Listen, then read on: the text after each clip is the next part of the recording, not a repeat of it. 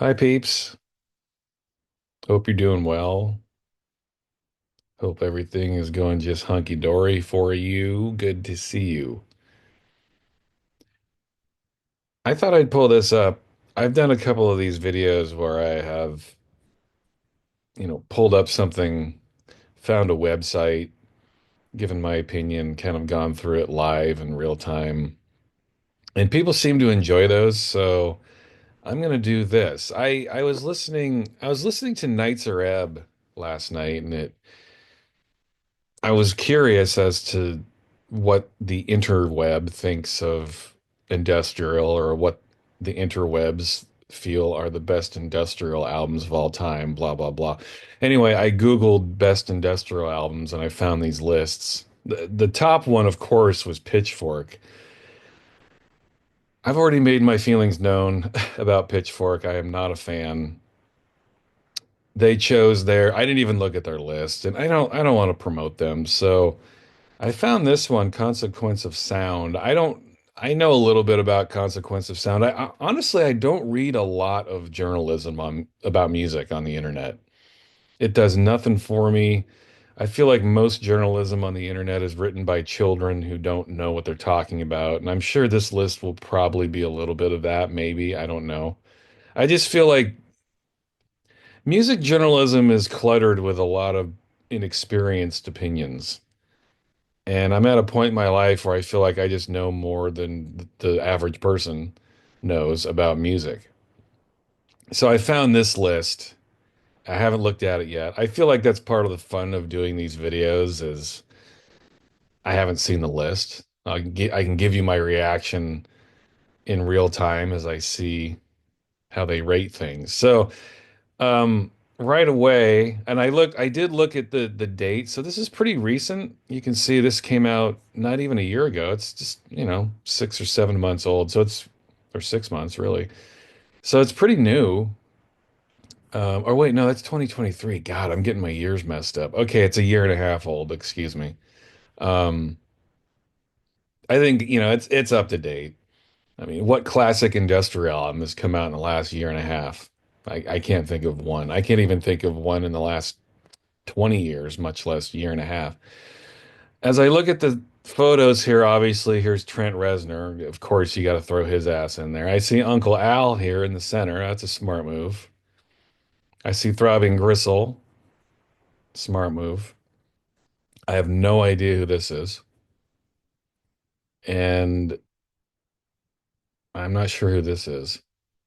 I feel like I should. It looks familiar, but I think that's a good sign. I know three of the artists they're showing here in the photo, and two of them I really don't have any clue. So let's see what their list is. I have a feeling I'm hoping these guys avoid, you know, agendas and wokeness when they make this list. I have a feeling that they're just not going to avoid it. That's what the internet is now. They adhere to checklists and um, they adhere to certain agendas when it comes to online journalism, when it comes to music and movies and just art in general. I've already spoken my piece and opinions about that. I'm hoping this list thinks a little smarter than that when it's arranging its list. Obviously, I'm going to disagree with plenty of it, but let's look at number 50, shall we? And I will just give you my opinions. And I'm sure there will be plenty on this list that I've never heard, maybe even heard of. Let's look at number one. Let's see what it says here, actually. Well, a handful of rock's biggest acts have come out of the industrial music scene. The genre has largely remained underground since its emergence in the late 70s. For every Nine Inch Nails and Rammstein, yeah, see, Rammstein, I'm already I'm already raising a skeptical eyebrow on that one. Rammstein shouldn't be anywhere near the top 50, but okay. So we already know they're going to be in there. There are dozens of bands that never broke through to the mainstream, yet within the industrial universe, many of these artists are considered legendary. Ministry, Front 242, Nights Arab. Yeah, like I said, I was listening to Nights Arab last night, and it kind of made me wonder what the internet thinks. Anyway, and blah, blah, blah, blah. Metal heavy riffs to dance club bangers with a common thread being electronic. And okay, that's fair enough. That's fair enough. Let's look at number 50. Okay.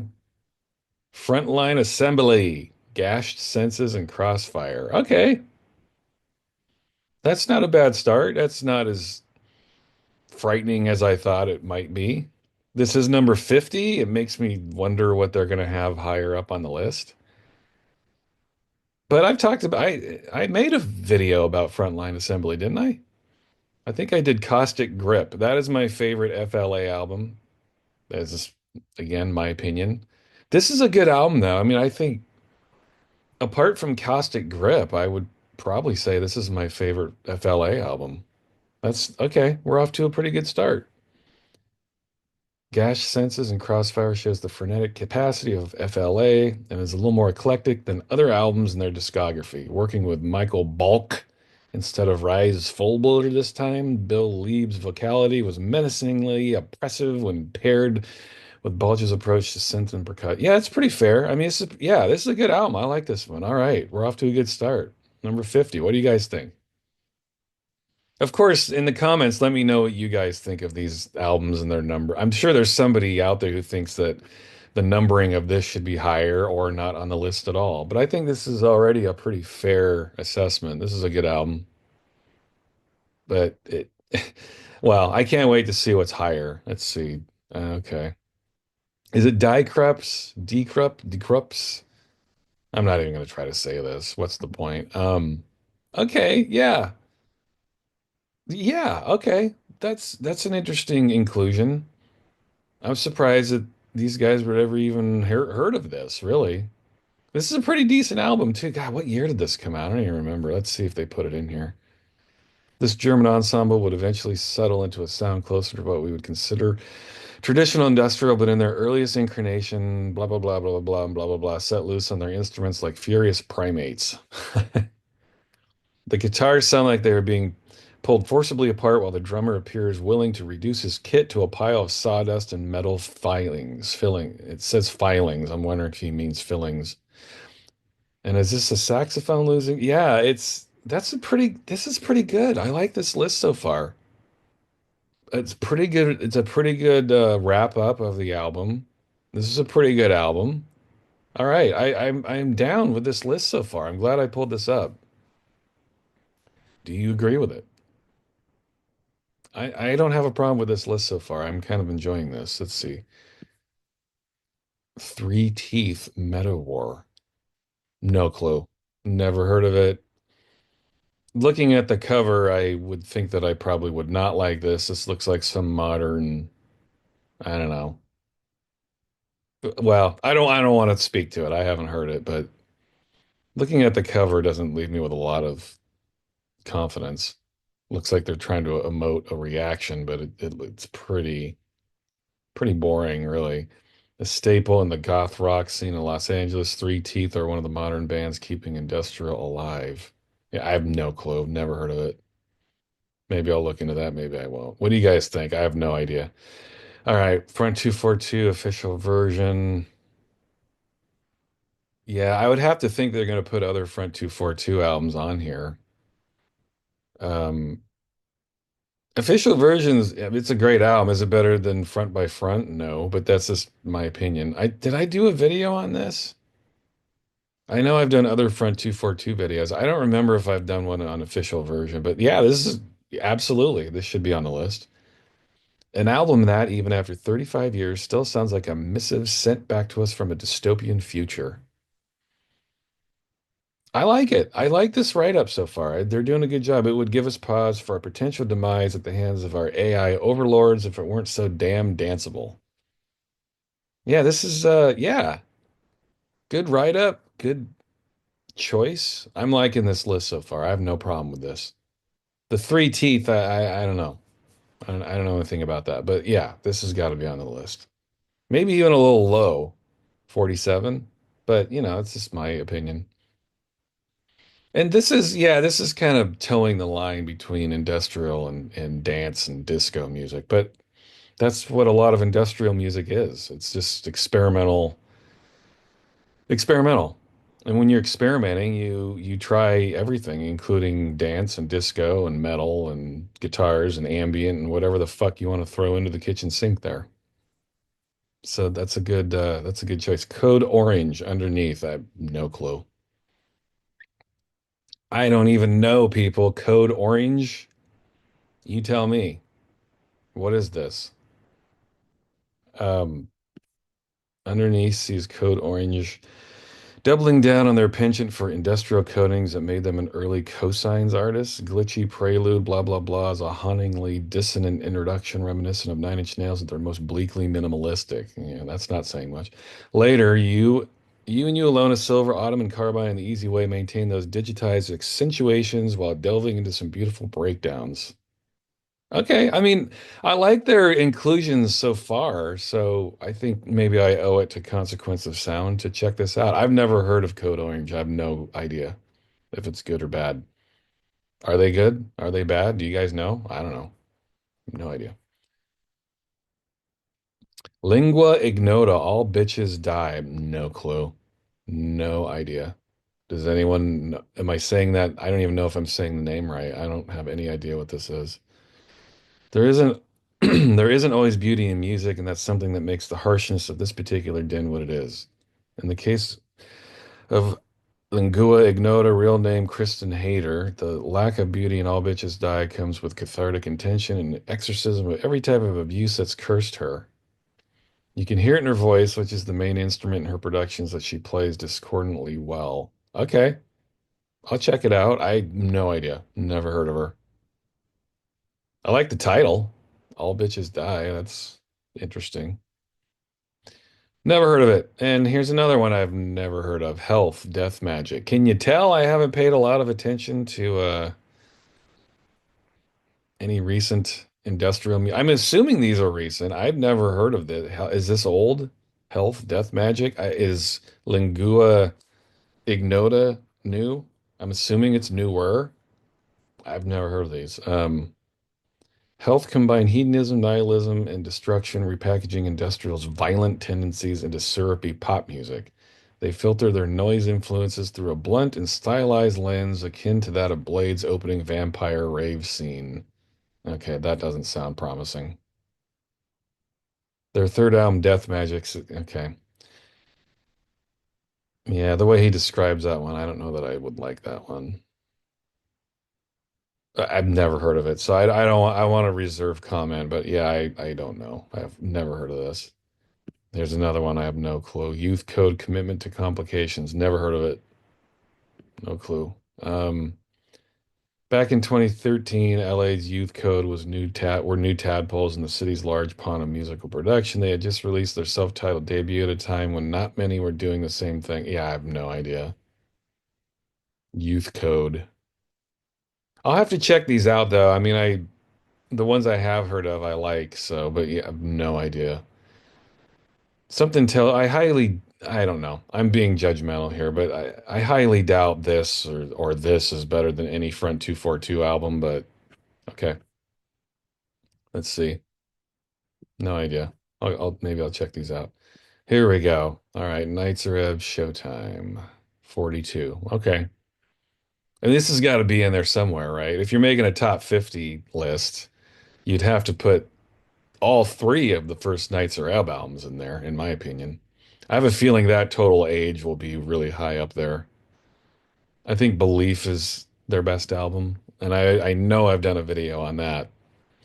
Showtime's pretty good. I mean, I think it's hit or miss. Again, I talked about this in my Nights Are Ebb video. Showtime is an album with some serious jams and then a couple of tracks that are quickly and easily forgettable. But yeah, I can see putting this on the list. Nights music made a move from the head and fist to the hips and loins on their third LP, Showtime. All right. The duo of Bon Harris and Douglas McCarthy stayed true to the pounding house beats and changed vocals, but a welcome soulfulness melted over the top of the music like a satin sheet, as well as a funkiness a Parliament leader George Clinton played up in his remix of the anthemic Fun to Be Had. Okay. Yeah, that's fair. It's a pretty good album, far from their best, but I get putting it on the list, a top 50 list. That makes sense. Okay. Yeah. See, I just I don't know. I'm not a Ramstein, however you say it. I don't get this. I feel like these guys try too hard, you know what I mean? I feel like these guys are good at understanding what industrial is and should be, and so they do this. They come up with this imagery and they have this sound, and I feel like they're Nine Inch Nails light almost. You know, they understand what it means to have a certain sound, and they like to have a certain following, and so they follow that to the T. But I find them pretty boring. I don't know. I'm sure I'll take a lot of shit for this, but no thanks on Rammstein. I don't get it. It's they're one of those bands that puts me to sleep. I look at covers like this and I get bored. It's like, could you try a little bit harder? Could you try to fit into a certain genre a little bit harder? Stop trying so hard, guys. I don't know. I don't this whole theatricality to industrial. I kind of get it on the live stage, but to me, I look at album covers like this and it just turns me off. I don't think it's scary or challenging. I just think it's boring. Anyway, I'll move on. That's enough. I don't like them. KMFDM Angst. Now, see, this is a fucking album cover. KMFDM has always done this right. Angst. I mean, all right, far, far from their best album, and I really hope they do the smart thing and include at least one other KMFDM album higher than this, because I can think of four albums right off the top of my head that are better than this, but when it comes to KMFDM, but love their covers. They have the greatest cover art I've ever seen in my life. Some of the best ever. Let's see what they say. Wax Tracks Record Jam. Angus makes it clear why KMFDM are pivotal. Yeah, I'm not going to read this. We all know KMFDM. I've done videos on these guys, I think, right? I think I did one for Naive and then maybe one other one. I don't remember. But yeah, you got to have these guys on here.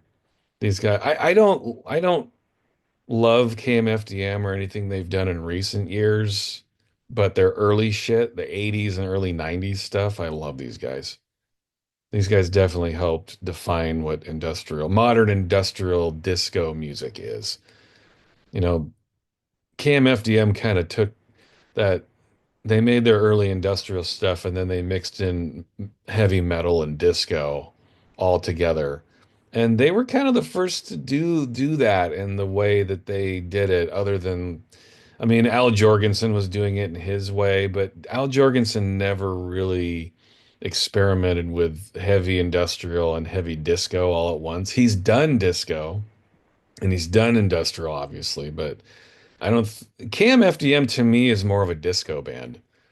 They are industrial, obviously. They have industrial influences, but they're more of a disco band, where what Al did was more industrial and metal than disco, if that makes sense. Anyway, I'll move on, but yeah, KMFDM, you got to throw them in there. Yeah, Einstein's and Neubauten, Collapse. This is a cool album. Yeah, I'm happy that they put this here. Again, arguable. I'm wondering if they're going to put other Einstein's and Neubauten albums on this list. I hope they do. I'm going to take a drink here. Excuse me. Talking a lot, you know what I'm saying? But this is a cool album. I would think you'd have to have multiple albums from this band on this list. I'm wondering if they're going to, you know, dedicate just one album per band, although I would think maybe that's not going to be the case. I don't know. Germany's Uncertainty and Newbound helped set the foundation for the industrial music revolution with their 1981 debut. Yeah, I won't read the rest of this, but this is a very cool album. And yeah, these guys, I mean, when I think of the top 10 whatever industrial bands, these guys would be in it. I just don't think industrial would be anywhere near what it became without these guys. These guys are like part of a handful of bands that kind of made industrial what it is. Excuse me.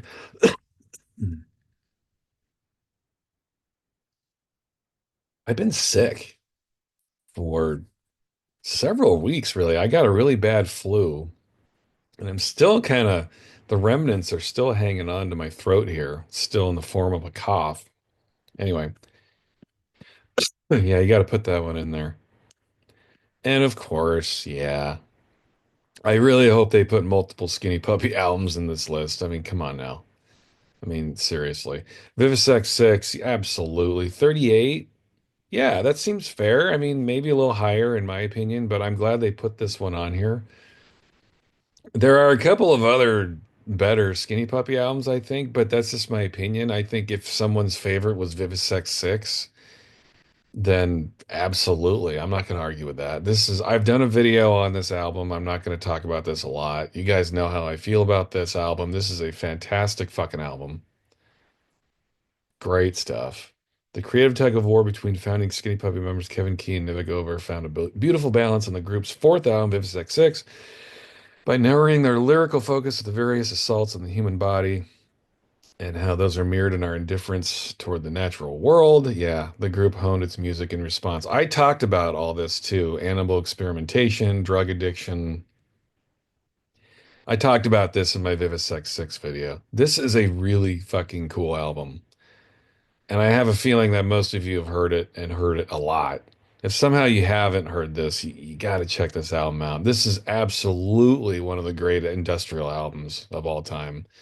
Just one of the great albums, period. Forget about industrial.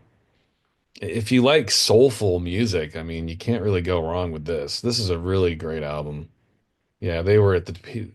Well, were they at the peak of their powers? I think the stuff they did immediately following this album is better, but this is when they were approaching their peak, you know. And the albums they did right after this one, the two albums they did right after this one are phew, amazing. Oh, nice. I'm really liking this list so far. This is some great, great stuff. And I've done a video on this. I'm pretty sure, right? Didn't I do a lard video? I think I did.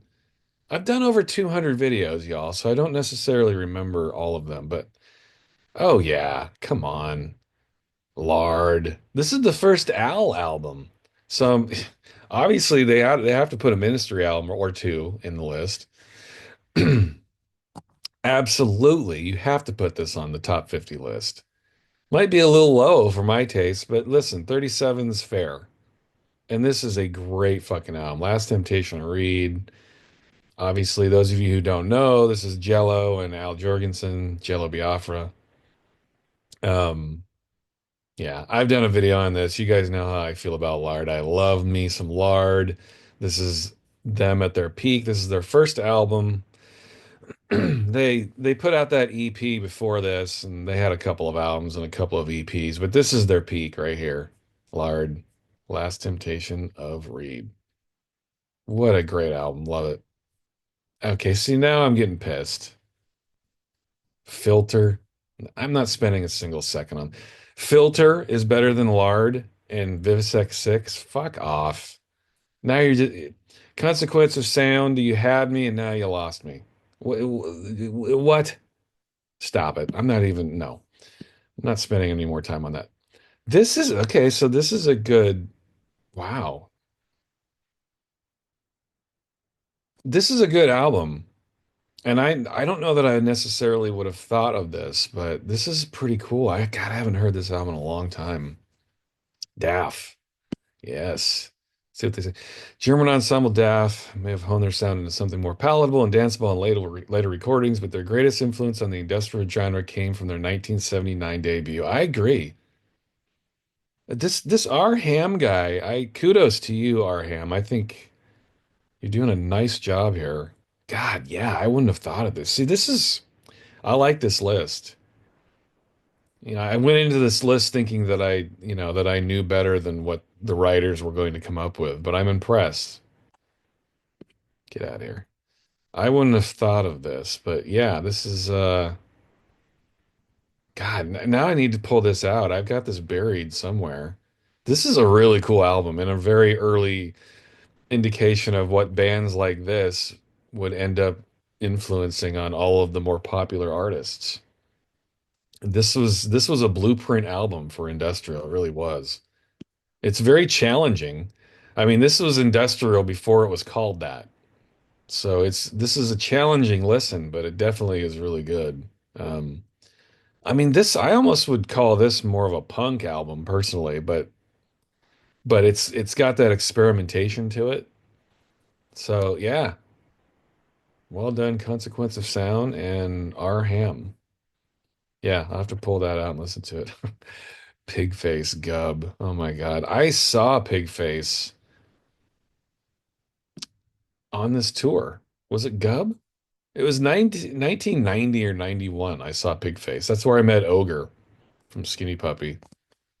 I met Martin Atkins, and yeah, it was quite a night. But I saw Pigface. Yeah, I saw them in Portland. They Hitting Birth opened for them. Does anyone remember Hitting Birth? They were a Portland industrial band. Back then, like when you saw bands like in indie bands like this, they would go on tour, but they didn't bring an opening act with them. They would have their opening act would be like whatever local band the promoter could get to open for them. And Hitting Birth was that Portland band that would end up opening for a lot of industrial bands. Anyway, I don't want to get into Hitting Birth because they pretty much sucked. But yeah, Pigface Gub. Oh my God. Industrial fans were salivating from the moment this project was announced. Yeah, it's true. A bona fide supergroup of artists from the heaviest hitting groups of the era. The lineup is still area too, but era. The lineup is still capable of inducing jaw-dropping awe, anchored by Ministry drummer Martin Atkins and Bill Rieflin. Pigface boasts contributions from NH of KMFDM, Ogre of Skinny Puppy, Trent Reznor. Yeah. Reznor wasn't there the night I saw them. In fact, I think he was the only one that wasn't there. But the rest of these guys were all there. And yeah, I don't know if I put this at 34. It's a little high. I don't know if this album is that good, but it's yeah, it's pretty good. Yeah. Good memories about Pigface. Yeah. So this is way too low. You guys know how I feel about the Land of Rape and Honey. Whatever. It's an opinion. I get it. I am very interested to see what they think is better than this. Um, you guys know how I feel about the Land of Rape and Honey. This isn't just one of my favorite industrial albums. It's one of my favorite albums, period. This would be in the top three industrial albums as far as I'm concerned. Top three, not 33. But okay, obviously, C. Pope disagrees with me.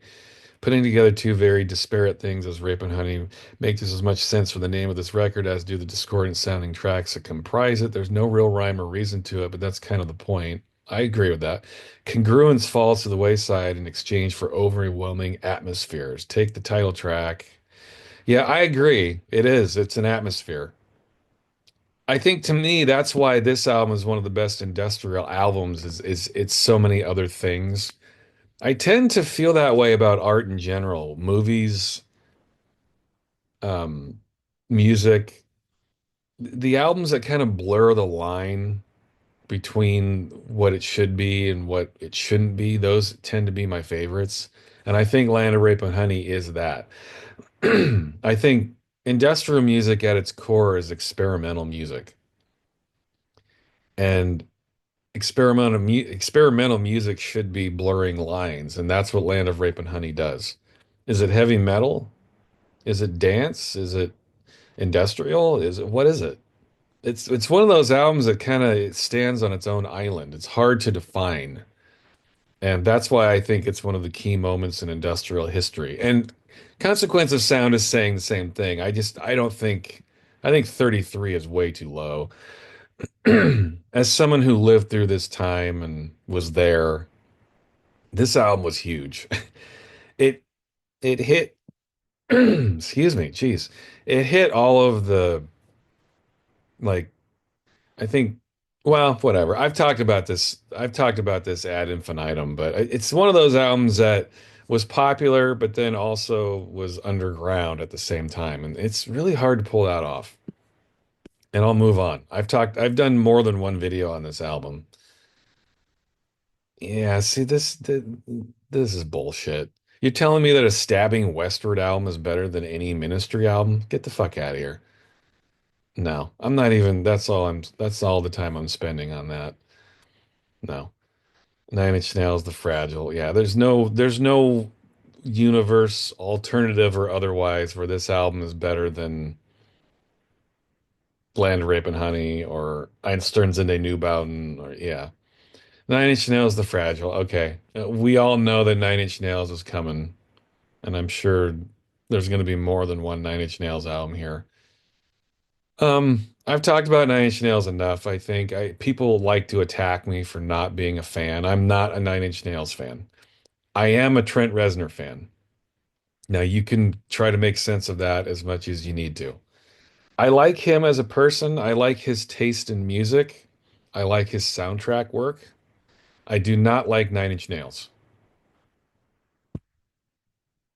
Sue me. I think Nine Inch Nails is cock rock for the 90s. There, I said it. You can disagree with me and hate me all you want. I don't really care. I am not a Nine Inch Nails fan. I am a Trent Reznor fan. So there you go. Yeah, see, now you're just being stupid. The, Astro Creep 2000 is better than Land. Fuck you. No. Moving on. I mean, give me a break. Come on. Pharmacon, Abandon. Gee, that's a God, those maggots. Ew. Boy, that's some cover. Wow, it definitely gets your attention. Holy crap. Wow. See, now I need to listen to this album just for that cover. That cover is pretty disturbing, right? I have never heard of this. Let's see. The Disquiet of Abandon, the 2013 release from Pharmacon is right there on the cover. A shot of the artist with hands and crotch covered in maggots, right?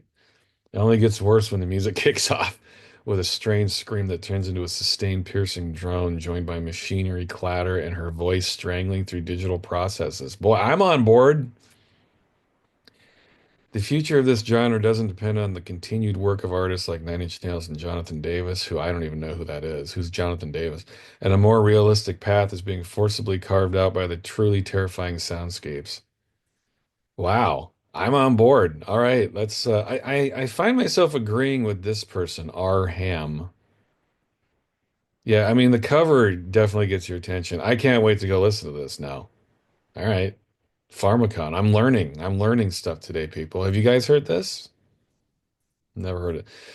Death Grips, the money. Yeah, come on, guys. Again, better than Land of Rape and Honey? Better than official version? Come on. I feel like this shit's just getting crowbarred in there.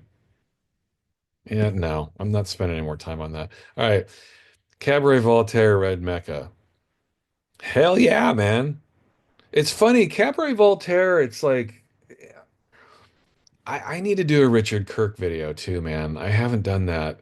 I've thought about doing a Richard Kirk video and I started pulling my records out of my collection. It was like, I'm going to be showing records for hours if I do that video. So I have to figure out a way to make a compact Richard Kirk Cabaret Voltaire video, but it's just impossible. But yeah, why not number 27?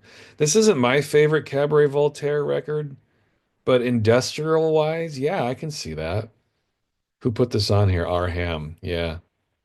I'd like to meet this R Ham. I like his or her takes on these things. The third studio album by Sheffield Trio, Cabaret Voltaire was a pivot point. The vestiges of the band's challenging, grating early work were still audible, but cutting through the waves of metal shavings and frayed wires were the first blushes of their more accessible and funkier future. I agree. This is still pretty industrial and experimental, but you could definitely hear them getting a little more dancey on this one. This is a cool album, as indeed most anything Cabaret Voltaire and Richard Kirk ever did. Yeah, I like that. Good. Good. I think you need to put them on there. Strapping Young Lad City. No clue. This must be newer, I'm guessing. City, from its opening seconds, sounds like a magnum opus. Strapping Young Lad's dystopian desecration of Los Angeles is a maximalist album largely due to mastermind David Townsend's production, which asserts every instrument to the forefront of the mix while giving them a distinct role. This approach blurs some of the most beautiful moments in 90s metal. Yeah, it's newer. I have no fucking idea what this is.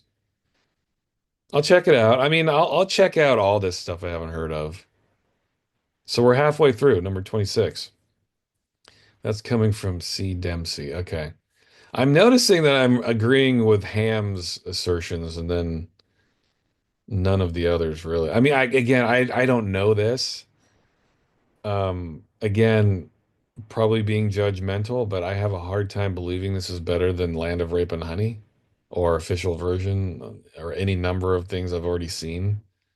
But okay, I haven't heard it. Revco, Beers, Steers, and Queers. Did Ham put this on here? Let's see. Is Ham? Oh, no, Kaufman. Okay. Yeah, I mean, I've done a video on this album. I'm pretty sure I have. More Al Jorgensen, more Revco, more Ministry. This is a fucking fantastic album. It's fun, it's well done, it's well produced. It came out at the peak of Al's powers. This is a fantastic album. Again, better than Land of Rape and Honey. You know how I feel about that. But it's on here. It's in the top 25. And goddamn right, I agree. This is one of the best. This is such a fun album. Every time I see this cover, I smile. This album just makes me feel good. Even when I'm not listening to it, I'm just thinking about it. It makes me smile and feel good. Yeah, you got to put that on here. We love this album, right? Oh, cool. Thrill Kill Cult, Sexplosion. I know I've done a video on this. I remember doing it. It's interesting that they put this on here, man. Good for you guys. Who put this on here? C. Claire. Okay. I am so happy they put this so high. This is my favorite Thrill Kill album. I think it is absolutely their best. Um, their first couple of albums are really good. I've talked about this already, so if you're interested in hearing my thoughts on Thrill Kill Cult, you can go back and look at my videos. I've talked about a few of their albums actually, but this is their best, I think. It really is. This was the peak of their powers.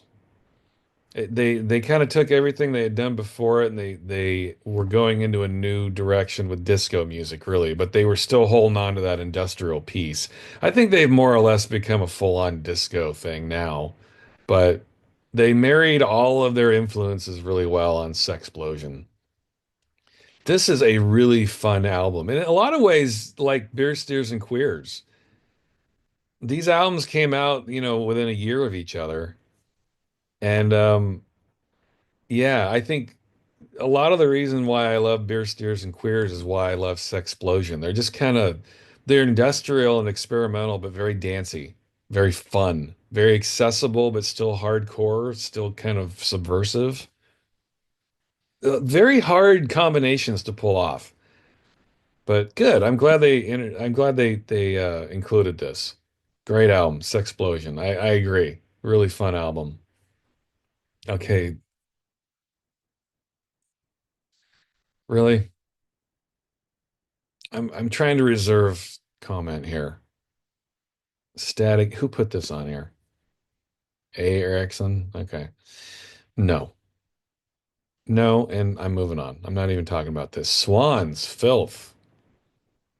Interesting. Okay, yeah, sure, why not? I don't know. Are swans industrial? Yeah, they have flourishes and touches, especially their early stuff. This is a fucking cool album. This is a really good list, man, for the most part. I am really glad that I pulled this up. They're doing a very nice job. Who put this on here? Ham. Ham, our Ham. If you watch this, reach out to me, will you? I want to talk to you. We are on board. We are from the same ilk, my friend. R Ham. Who is this guy? Who is this woman? Reach out to me, R Ham. I want to talk to you. It doesn't get much heavier than this. Yeah, it's true. Responding to the urban decay and danger around seemingly every corner in early 80s New York. Swan's leader, Michael Hira, brought about a sound that felt like the sustained ramming of one's head against the inside of a walk-in freezer. Yeah, this is an intense album.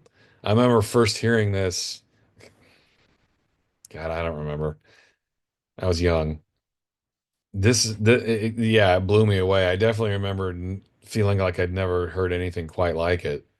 This is another one of those albums that blurs lines, you know what I mean? It's not entirely industrial, but because it's so different and so experimental, it is industrial. You know what I'm trying to say? Yeah, this is a fucking cool album. I'm gonna have to listen to this again. Arham, seriously, reach out to me. I want to hear from you. Coil, horse rotivator. Yeah, Coil is one of those groups. It's we all have different favorites, right? Horse Rotivator's a really cool album. There are no albums that sound like this. No albums that sound like this. Let's see who put this on here. Arham. I just know I can tell at this point. As explained by John Balance, one half of Coil, Horse Rotivator is a device made from the jawbones of the steeds ridden by the four horsemen of the apocalypse, ridden to plow up the waiting world. That's as good a descriptor as any for this album's power and devastating beauty. Yeah, this is a fucking cool album. Number 21, sure. Okay. I mean, you got to put Coil in there somewhere, right? I feel like, I mean, with Coil, you could put any number of their albums in the top 20. It just kind of depends on what your preferences are. I've done a video on Love's Secret Domain. That's my personal favorite, but I also am a huge house and techno guy and ambient guy. So Horse Rotivator would be a close second for me in terms of my favorite Coil album. So hell yeah, put this on there. Put this on there. R Ham, again, who are you? Fear Factory, Deman. Now, Demanufacture. I have heard this album. It's been a while. I don't remember loving it. I mean, above Horse Rotivator. I sometimes I'm wondering how they have worked out where to place these. Putting this at number 20, I think, is a little questionable. Again, I've only heard this a few times. In fact, I'm pretty sure I have this album still. Um, okay. I've heard it a few times. I don't know. I should reserve comment. There's probably someone out there who loves this album. Top 20 though? I don't know. Seems a little high. Okay, yeah, see, number 19? No, no, no. Lords of Acid? Is this even industrial? Come on, guys. Yeah, I think this is a silly. Who put this on here? C. Claire, while still full of the same. So yeah, I'm not even gonna read this. This should not be this high. I question the validity of this even being industrial, guys. Stop it. This is just like distorted acid techno, wannabe acid. It's not even acid techno, really. It's just wannabe. Stop it. Come on now. I completely, wholeheartedly disagree with this. KMFDM. See, this album, what a cover, by the way, right? KMFDM in their covers, I'm telling you, they're always great. 18? Okay. No, I disagree with that, C Pope. Most notable let's see. Well, I'm not going to read this. I disagree with this. I'm assuming at number 18, this is going to be their highest rated album. Totally disagree with this. I wouldn't even put this in their top 50, but okay. I'm not making this list. So I love KMFDM. Obviously, this is not way too high, my opinion. Fetus Nail. You guys, I have to say, of all of the artists that people have asked me to do videos on, it's Fetus would be number one. You guys have asked me so many times to do videos on Fetus. I do like Fetus. I just don't feel like I'm enough of a fan to make a video on him. Um, again, I appreciate Fetus. I know people love this guy. Um, yeah, I don't know that I'd put him in, I mean, number 17. Okay. I mean, I know he's got a huge following and he has his own sound, and I have deep appreciation for that. Nobody sounds like this guy. By the way, his name is Jim Thirlwell, if you're wondering who Fetus is. I have massive respect for this guy. I don't like him enough or love him enough to feel like I am comfortable enough to do a video on him. I have his albums. Maybe I will at some point. Nail is a good album. I don't know if that's even my favorite Fetus album, but Fourth album by J.G. Thurlow's Fetus is a pocket history of industrials. Yes, R. Ham put him on there. It doesn't surprise me. Club friendly fodder. Yeah, I mean, it's not, I like Fetus. I just, number 17 seems really high to me. Again, I'm not doing this list. And you got to have Fetus in there somewhere, right? Bullshit. Fucking really? 16? Fuck off. No, absolutely not. Big Black songs about fucking. All right.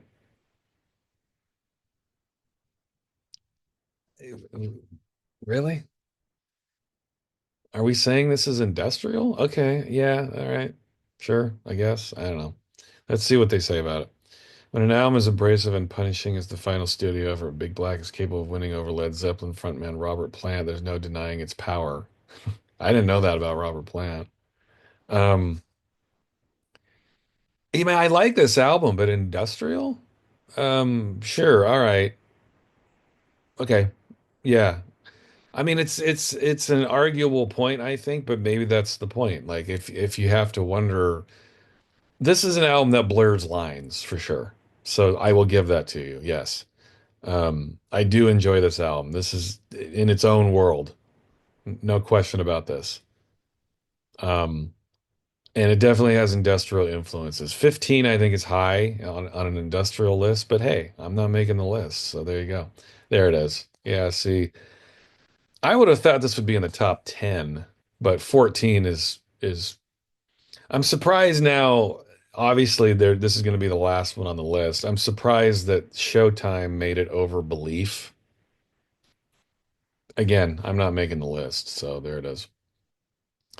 Um, that total age. And I've done a video on this. This is a beautiful album.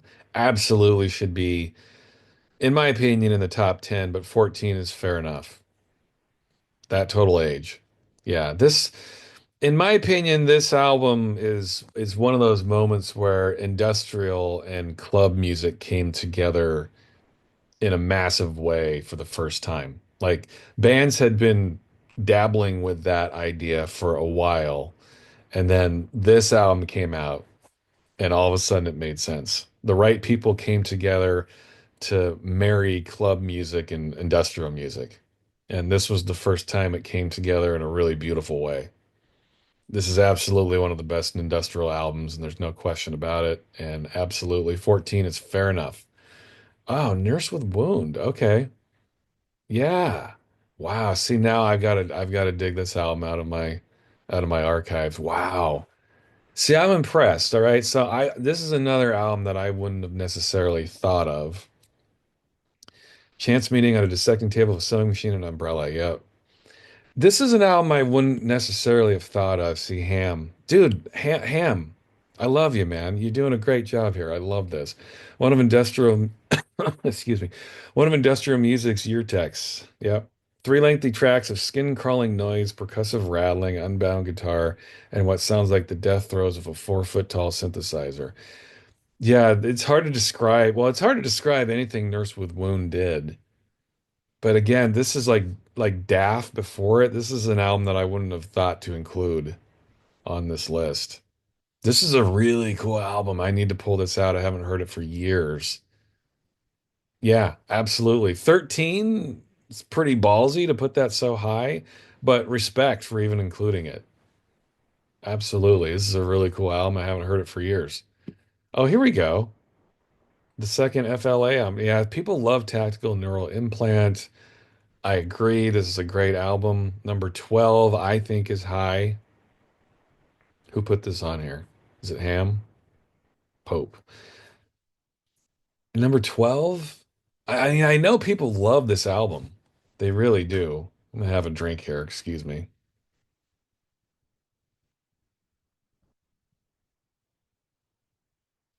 That is a really high up on the list, in my opinion.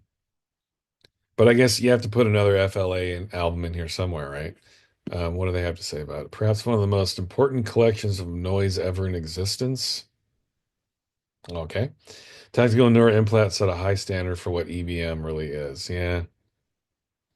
When you start using terms like EBM, I kind of lose a little respect for the write-up here. Um, we're talking about industrial music. I don't think EBM necessarily should be spoken and uttered in the same breath.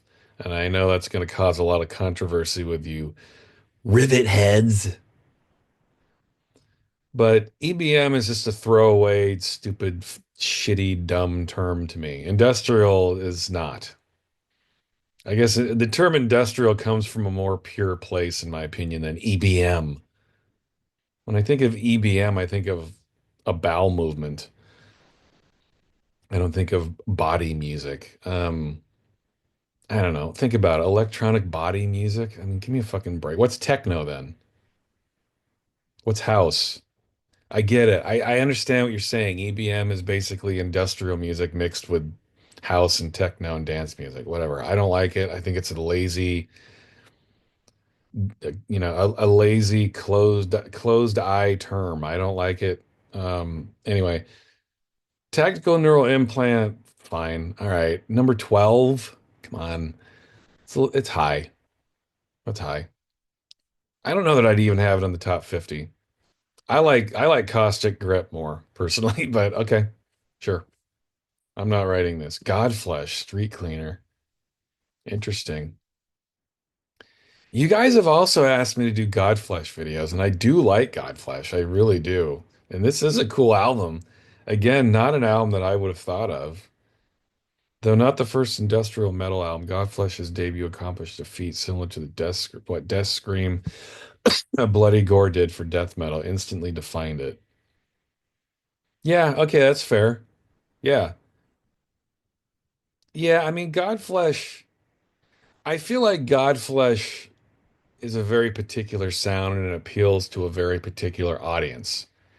But in order for something to really break through, it's got to have some kind of appeal to popular music at the same time, if that makes sense. And Godflesh just wasn't ever interested in breaking through to that popular audience. They stayed true to their sound, which meant that they were going to be underground, more underground. Whereas a band like Ministry and Al, he kind of had that pop sensibility, which made him cross over. Godflesh wasn't interested in crossing over. So I appreciate this being included where it's at. This is a really good album, and I wouldn't have necessarily thought of putting this on the list. Yeah, God, I haven't heard that album in a long time. All right, we're getting into the top 10. Here we go. Yeah. I figured this would be the one. Not my favorite Ministry album, but okay. This is a great album. And I've done a video on this, I think. Have I done The Mind? Wow, I don't remember. I know I've done Twitch and with Sympathy and I've done Revco and I've done Psalm 69 and Rape and Honey. Have I done The Mind? My God, that blows my mind. If I haven't done The Mind, I can't even believe it. Desperate had existed before the close of the 80s, but it wasn't until the arrival of Ministry's fourth album, Overall, The Mind is a Terrible Thing to Taste, that has truly become heavy, to the point that both the Mullets and the Mohawks could finally agree on a band. It's true. Yeah, this was the album that kind of pulled everyone together. I remember when this album came out, I was in high school and I was well into this kind of shit. And I had a friend who liked popular music and he liked Metallica and like more mainstream metal. And I played this for him and he loved it. And I do remember in hindsight having this thought that this album is bringing people together. You know what I mean? It's finally happened. And The Mind is definitely that album. It was everything coming together. It was pop music, it was metal music, hardcore, industrial, techno, all this shit. This was Al's vision being realized finally. Yeah, I mean, this album is a zeitgeist moment, man. It really is. It was popular in its day and it's still popular. It's one of those albums that will never die, and it shouldn't. I hope it never does. This is a brilliant album. It's not perfect. It definitely has some questionable moments on it, but as a whole, this is a really good album. Scratch that. This is a brilliant album. It really is. Even the songs that don't necessarily work still work in the context of this album. I mean, that's how original this album is. Even when this album isn't quite working, it sounds so different that it doesn't matter. Al was just changing the rules and the rule book as he went along. And yeah, this is peak ministry right here, man. Late 80s, early 90s. Hell yeah. Here we go. See, what did I say about Front by Front? You got to put it in there. Number 9. I agree. This needs to be in the top 10. Again, I've done a video on this. This isn't even the original cover. What is this? There's the original cover right there. Is this a reissue? No, I have no idea what this cover is. This is the cover, people. Um, yeah, this must be some reissue. I don't know what the hell this is. Um, C Pope, Industrial 101, if you will. Yeah, kind of. A true Wax Trax record classic. Mass Appeal of Headhunter. Yeah, I mean, like Ministry before it here. This is just one of those albums that stayed true to its vision, but then broke through to the mainstream. This is a time where this was happening in the late 80s. It was an exciting time for industrial music. Those of us who were paying attention and were into this underground sound and we were watching it break through to the mainstream, it was pretty exciting, man. It was fun to watch this, subversive music reach this whole new audience. It was cool, man. Like to watch a band like Front 242 not have to change their sound or play some stupid corporate game, do exactly what they wanted to do and reach a whole new audience. It was exciting to watch. It's something that doesn't really happen anymore. It existed in a very finite amount of time in the late 80s, early 90s, and then it went away. And it's fun to relive those moments. And I'm glad that this album is put here at number 9. I mean, this album has a lot of the same. It gives me the warm fuzzies in a lot of the same ways that this album does, because the Mind and Front by Front, they came out, within a year of each other, really. It's just a really exciting time for this type of music, man. Yeah, this should be in the top 10. I agree. Oh yeah, Killing Joke. I've done a video on Killing Joke. This is a brilliant fucking album. Absolutely. The first Killing Joke album. Did Ham put this on here? Let's see. Jay Bloom. No. As a pioneer of the style. Well, I'm not going to read this. We know Killing Joke. We love Killing Joke. I've done a video on Killing Joke. Go watch my video on Killing Joke if you want to know my feelings on Killing Joke.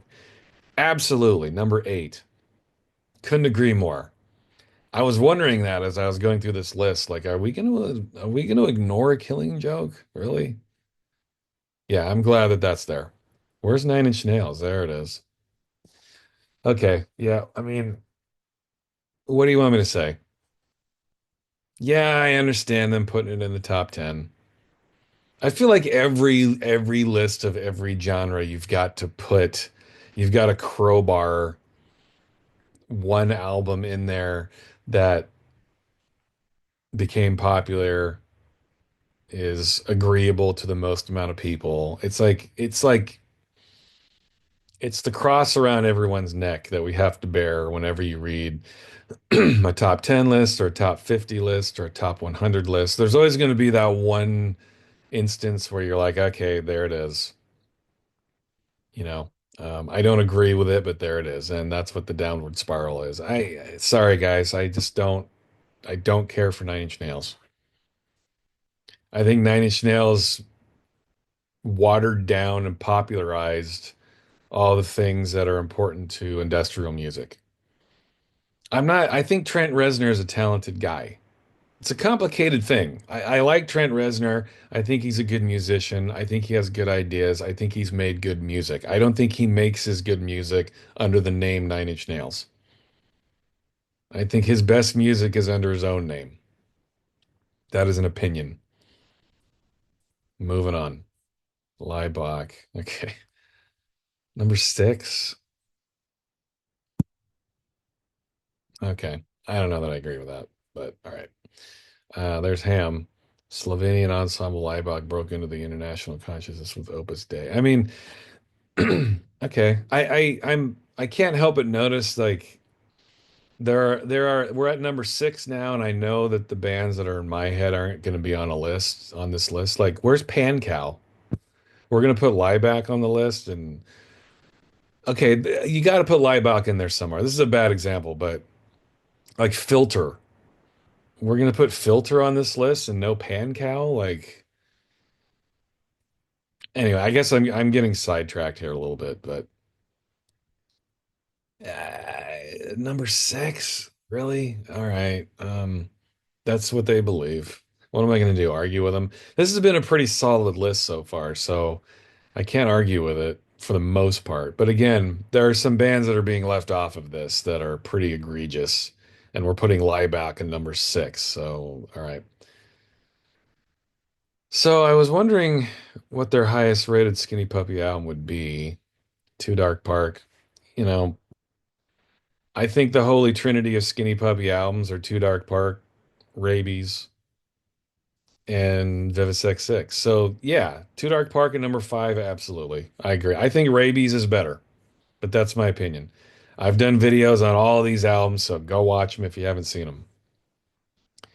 Skinny Puppy could basically do whatever they want. It would be welcomed with open ears, and they did. Too Dark Park employed some pretty funky bass and energy that wasn't funky. All right, that wasn't characteristic of their discography thus far, but made for a perfect entry. I don't know that I'd call Too Dark Park funky. I wonder, yeah, I was wondering if they put funky in there, that word. They're using it as like weird or strange, but they're clearly using it in the traditional term. I don't think Too Dark Park is funky at all. But okay, number five, I still think Rabies is a better album. But Skinny, yeah, I mean, Too Dark Park, I would put that at least in the top 20 industrial albums. I would put Vivisex, well, yeah, Vivisex 6 would be close. Again, I put Rabies above both of them, but sure. It's Skinny Puppy. I mean, for God's sakes. I think you could put any number of Skinny Puppy albums in the top 10, really, depending on your preference. But Too Dark Park is a brilliant album. I've already talked about this. You guys know how I feel about this. There we go. Yeah. I was going to say, you've got to put these guys in the top 10. You have to. And number four, absolutely. I agree. God, this is a good album. It really is. Ham, thank you. Notoriously known for their intense and often dangerous live performances, German ensemble and Sons and Newbrotten tempered their approach somewhat by the time of their third full length. I agree. Touches of synth pop, hooky melodies, and a cappella chorus found their way into the punishing mix, and Blix of Bargeld dared to croon. Yeah, absolutely agreed. Yep, this is their well, as accessible as they could be. This is their most accessible moment. That still doesn't mean it's accessible to anyone else's standards, but um, for their standards, it's the most accessible and their best. I agree. This is a beautiful album. It really is. Really, in a lot of ways, if you were to take industrial and try to understand all of its influences and everything coming together as one, this is a good example. And if you've never heard this somehow, I highly recommend doing it. And as I read this, I'm wondering where Throbbing Gristle is. I haven't seen them yet. Obviously, they're going to be in the top three. Oh, okay. There it is. Yeah, 20 jazz funk greats. I remember when I bought this album when I was pretty young, and I saw 20 jazz funk greats, and then I looked at the sleeve, and I'm like, there aren't 20 songs on here. As a kid, you're confused by that. But anyway, yeah, I mean, this has got to be in the top five at least. And it's funny now. I mean, when I first heard this in the 80s, you see a cover like this, and you're just like, what the fuck is going on? This is an industrial. This is like a hardcore industrial band. Like, what is this shit? There's a car in the background. I mean, it's just a funny. It looks like it should be the cover for a Monkees album or something. But that's part of what was so arresting about it. You see this cover and then you listen to the music and you're like, what the fuck? Totally different. Obviously, they're trying to throw people off. The title is they're throwing you off with the title. And you also look at these four, and you're like, you consider everything that they've done outside of Throbbing Gristle, and you finally understand, like, wow, there is an insane amount of talent with these four people. I mean, there just wasn't enough room for this band to exist with all this talent. You think of all of the bands and the music that these guys put out outside of Throbbing Gristle, and your mind is blown. So, but this is in terms of what these four people did together or apart from each other. This is one of the best albums they ever put out. Absolutely. R. Ham, thank you. It looks like an album of gospel favorites. Yeah, peeking out of a $1 bin. Absolutely. But the code, yeah, it's this is supposed to throw you off. And that's one of the beauties of this album. Um, and again, you think of all of the stuff they put out outside of Throb and Gristle. I mean, Coil and Chris and Cozy. I mean, there's just so much shit that these guys have done. Anyway, you guys know Throbbing Gristle. I haven't done a Throbbing Gristle video. Maybe I should do that. Follow the thread from any of the other LPs on this list, and you'll find your way back to 20 Jazz Funk grades. Yeah, man. Yes, it's true. It's like it all. When I see this album, I can't help but think that every all industrial goes back here. This is like the source pool where all of the other rivers flow into the ocean. This is where it's all sourced. I mean, this could easily be number one. In fact, I'm kind of, well, I have an idea what their number one choice is going to be, but this could easily be number one. Beautiful album. Okay, see now I thought this would be number one. All right. How much more can I talk about Nine Inch Nails? I do think this is Nine Inch Nails' best album. Um, I think sonically, musically, it's his best. He brought in Flood and Adrian Sherwood, and musically, it's pretty damn good. I think lyrically, it's embarrassing. I think lyrically, this is an album that's made for 15-year-old boys. Um, I think putting this at number two is kind of irresponsible, but I also understand it. Okay, whatever. Um, this is the industrial album that made everybody aware of the term industrial. So if you're going to rate albums in terms of like popularity, okay, you've got to put Pretty Hate Machine at number two. Is it anywhere near the best? No, absolutely not. I wouldn't even put this in the top 25. I get why they have to put it at number two, whatever. Um, yeah, way too high. Um, Similar to Ministry's Mine is a Terrible Thing to Taste. Yeah, I mean, that's the thing with Pretty Hate Machine. This is just a conglomeration of all kinds of other things. I think what Trent Reznor was good at was taking industrial and popularizing it. If he had one true talent, it would be that. He was able to tap into the potential of the popularity of industrial music.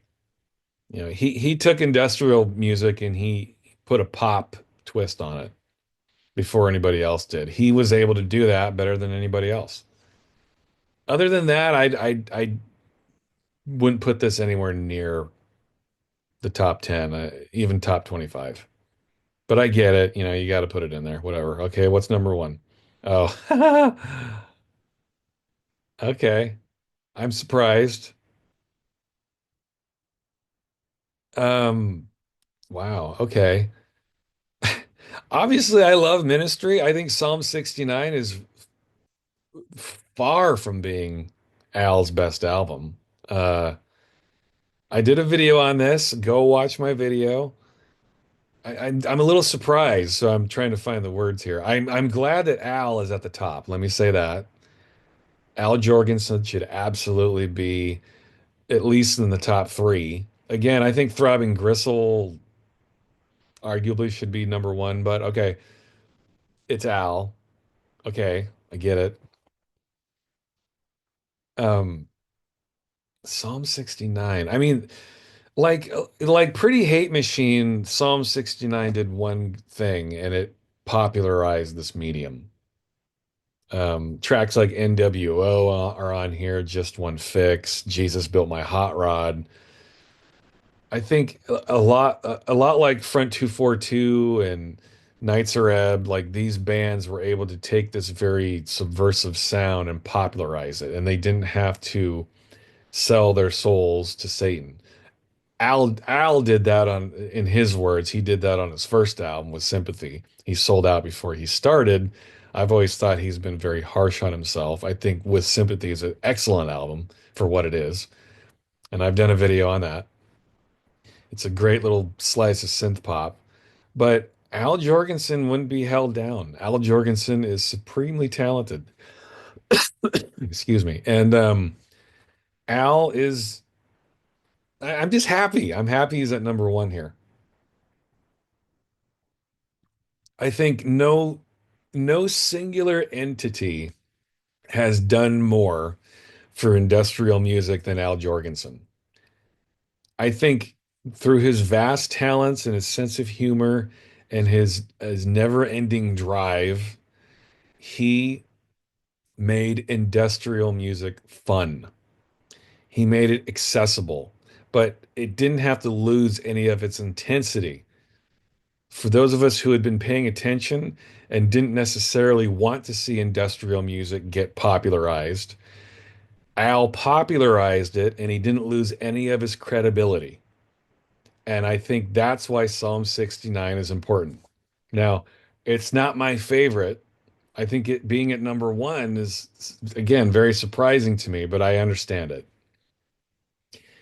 Al did all those things that I just described. I think that's why Psalm 69 maybe makes sense at being at number one.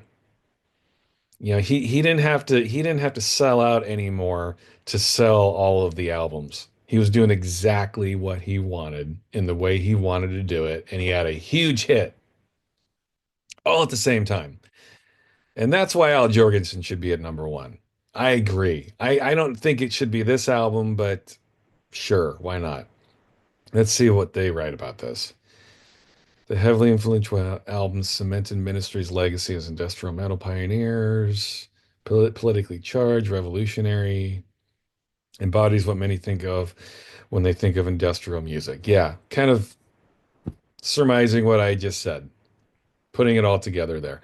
And and I said this when I did my Psalm 69 video. To this day, the greatest live show I have ever been to in my life was the Psalm 69 tour. I saw Ministry up in Seattle. What was it? 19 late 1991, early 1992-ish, something like that. It was insane. Helmet opened for them. Sepultura, or Sepultura, however you say it, also opened. The most insane live experience I have ever seen in my life. So I just want to throw that in there.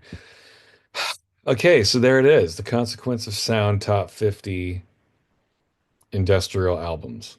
Pretty damn good list. I'm a little irritated that some things got left off. Again, like Pan Cow, really? We're putting Filter in there and not Pan Cow. Um, a couple of these, again, I've never heard of. I'm gonna go back up. Fuck you with Rammstein. Get out of here. Um, Lords of Acid above Pan Cow. Get serious now. Stop it. Yeah, this is one Fear Factory. Come on now. Yeah, the Static X. Whatever. I don't want to focus on the negative, but this was a pretty damn solid list. The one on here that I can't wait to hear is this one. I mean, just this cover alone is really just gross. And that's the kind of mindset you want to have when you go into listening to an industrial album. You want to be thinking, "Eh, gross." So yeah, in fact, as soon as I turn off this video here, I'm gonna go check this out. So I'm gonna get out of here. What do you think about that? All right. I'm going to stop sharing my screen and I'm going to get out of here. And thank you so much for hanging in there and watching this video. I hope you're doing well, and I'll talk to you next time.